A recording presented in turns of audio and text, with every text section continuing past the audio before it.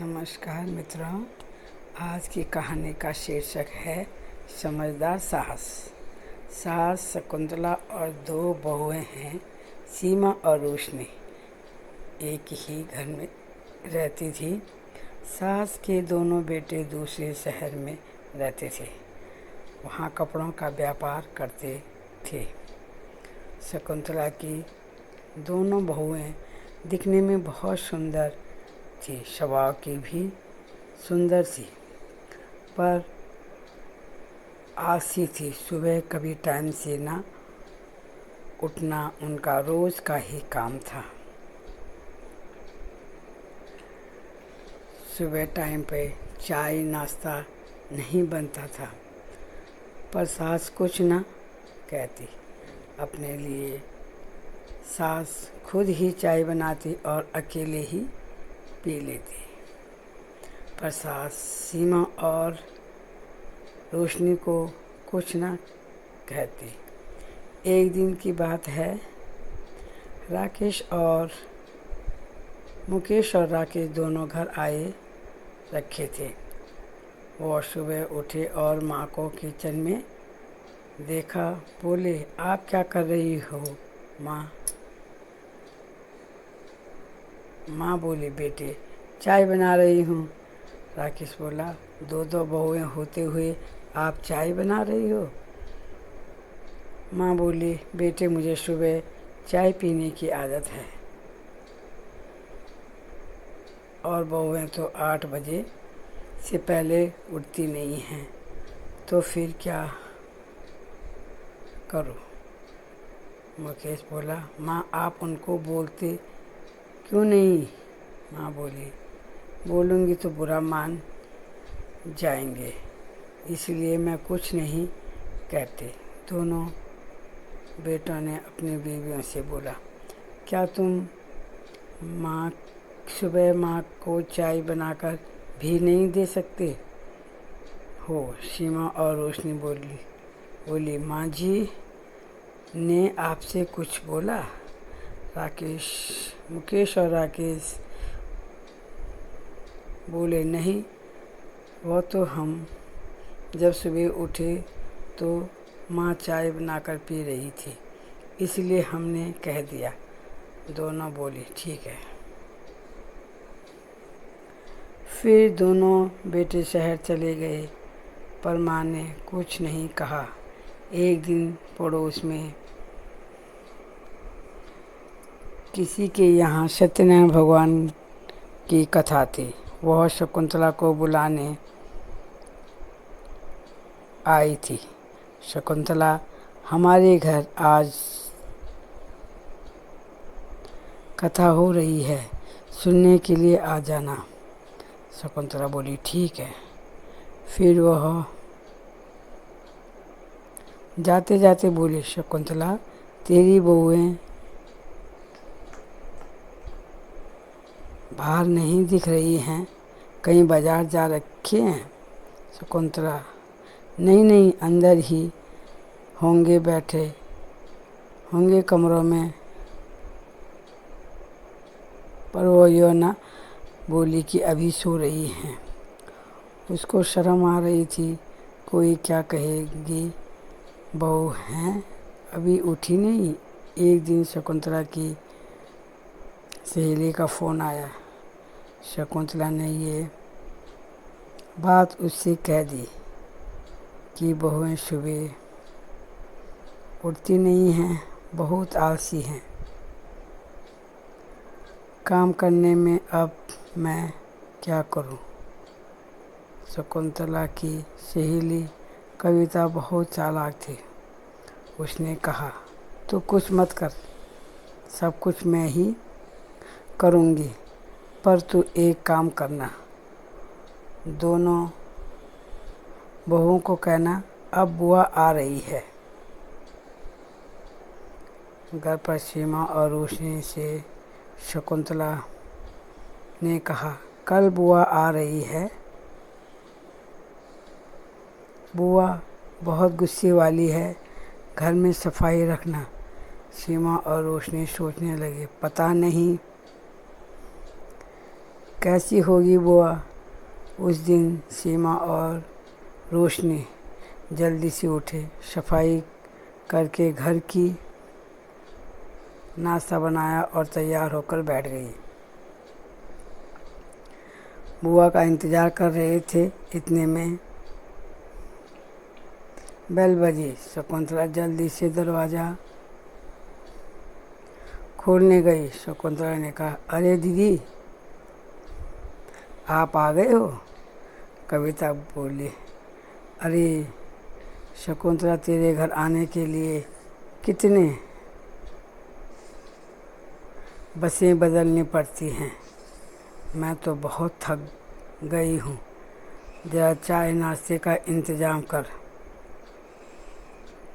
शकुंतला कमरे से मुड़ ही रही थी कि फिर कविता बोली, सुना है तेरी बहू बहुत खूबसूरत हैं।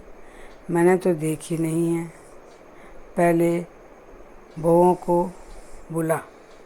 शकुंतला ने बहुओं को आवाज़ लगाई, सीमा, रोशनी, देखो कौन आया। सीमा और रोशनी जल्दी से दौड़े दौड़े आई। यह बुआ जी, यह हैं बुआ जी। दोनों ने बुआ जी के पैर छुए। कविता बोली, शकुंतला, तेरी बहू बड़ी सुंदर है।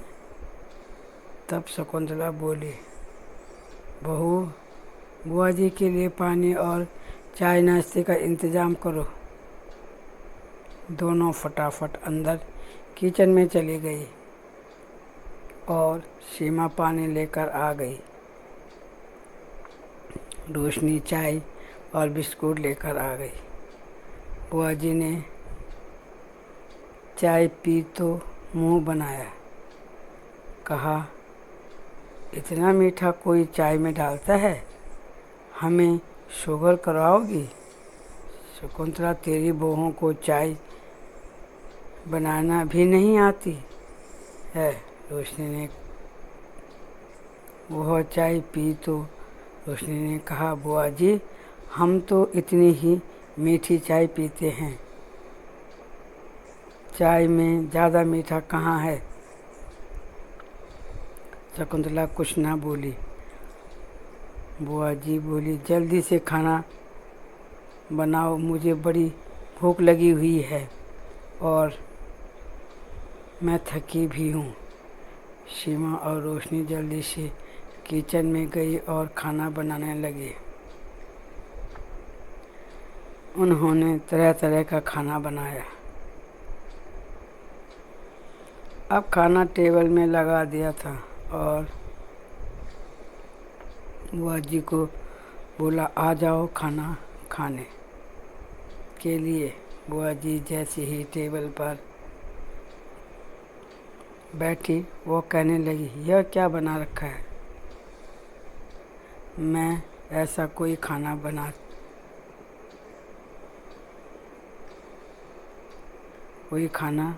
है?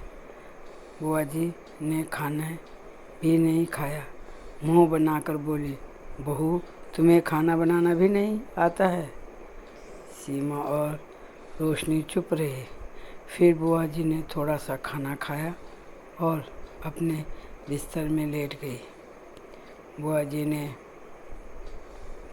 फिर रोशनी को आवाज़ लगाई, रोशनी, बहू, मेरे पैर और कमर में बहुत दर्द हो रहा है। जल्दी से एक बहू आओ और मेरे कमर दबाने के लिए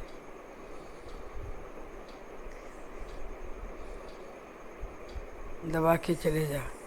रोशनी भी जल्दी से आई और कमर दबाने लगी। बुआ ने फिर टोक दिया, यह कैसा कमर दबा रही है? हाथों में ताकत नहीं है? रोशनी बोली, बुआ जी, ऐसे तो ही दबाते हैं। वह बोली, रहने दे, इससे अच्छा मैं खुद ही दबा लूँगी। जा तो अपना काम कर। अब बुआ हर बात पर तो टोका टोकी करने लगी। दोनों बहुओं की आफत आ गई। सुबह जल्दी उठना, नाश्ता बनाना, दिन में अच्छा अच्छा खाना बनाना, रात को टाइम से खाना खिलाना, हर समय हाजिर रहना। एक दिन दोनों बहुएं अपनी सास के पास आई। सास से बुआ जी की शिकायत करने ही वाले थे कि बुआ वहाँ पर आ गई और कहने लगी, क्यों शकुंतला, तेरी बहू है मेरी बुराई कर रही है तेरे से? नहीं दीदी, आप तो इतनी अच्छी हो, आपकी क्या बुराई करेंगी। यह दोनों बहुएं सीमा और रोशनी अब अपने कमरे में चले गए। फिर एक दिन दोनों सास के पास आई और कहने लगी, माँ जी, बुआ जी कब जाएंगे यहाँ से? शकुंतला बोली, क्यों बहू, क्या बात हो गई है कि हम तो अब नहीं झेल सकते बुआ जी को? शकुंतला बोली, मैं भी बहुत सालों से परेशान हूँ, पर मैं कुछ नहीं कहती। बुआ की जब मर्जी होगी तब जाएगी। शकुंतला की दोनों बहुएं सुबह जल्दी उठकर सारा काम करके फटाफट सब काम जल्दी से कर देती। आज शकुंतला के दोनों बेटे घर आए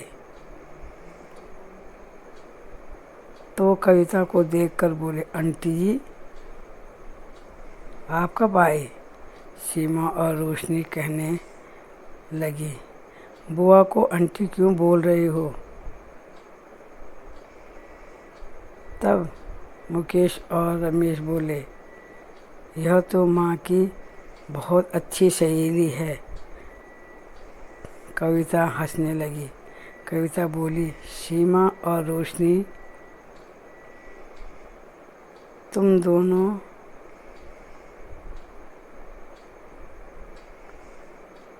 बहुत सुंदर हो।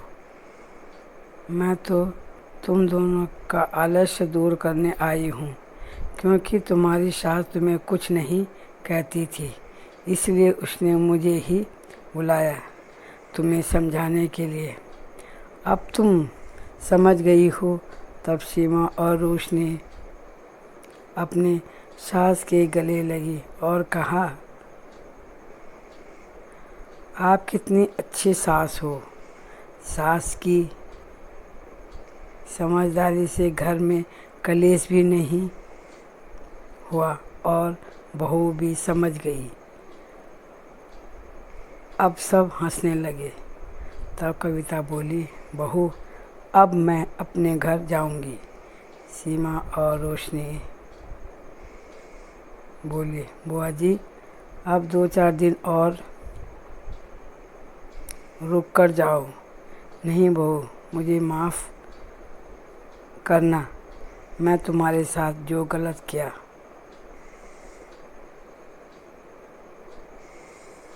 होगा तो। नहीं बुआ जी, आप बहुत अच्छी हो, आते जाते रहना हमारे घर भी। दोनों ने बुआ जी के पैर छुए और बुआ जी अपने घर को रवाना हुई।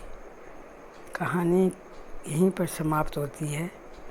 कैसे लगी कमेंट करके ज़रूर बताना, लाइक और सब्सक्राइब भी करना। धन्यवाद।